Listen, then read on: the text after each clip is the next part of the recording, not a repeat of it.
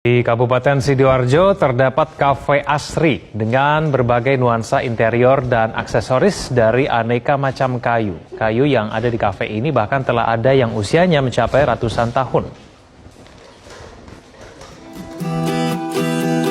Kesan asri terasa saat kita memasuki kafe yang terletak di Desa Medaeng, Kecamatan Waru, Kabupaten Sidoarjo, Jawa Timur ini. Selain dipenuhi aneka tumbuhan dan terdapat kolam ikan, seluruh bagian dari kafe ini terbuat dari kayu.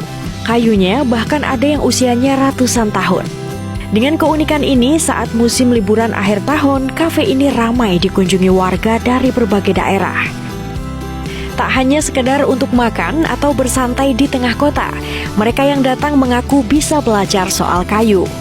Meja, kursi, dan hampir seluruh bagian bangunan kafe berbahan dari kayu asli Indonesia yang ternyata memiliki sejarah. Ada yang dibeli dari kolektor kayu luar negeri seharga ratusan juta hingga miliaran rupiah. Ada pula kayu ulin, bekas tiang listrik zaman penjajahan Belanda yang telah dijadikan tiang utama.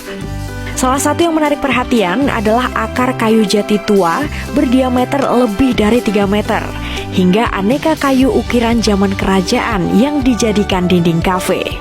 Warnanya sejuk, lalu di sini juga kita bisa belajar tipe-tipe kayu dan juga suara airnya itu udah kayak di pedesaan gitu sih mas. Terus lagi daripada kita jauh-jauh ke Malang untuk masyarakat Surabaya, ternyata ada kafe yang punya konsep di pedesaan. Jadi menarik aja sih menurut saya dan makanannya juga enak-enak.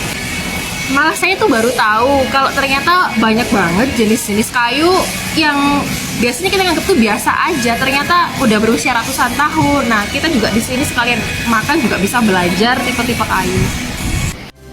Pemilik kafe Krisna Purnomo mengaku dirinya dulu seorang kolektor kayu, namun dia beralih mendirikan kafe setelah pandemi COVID-19.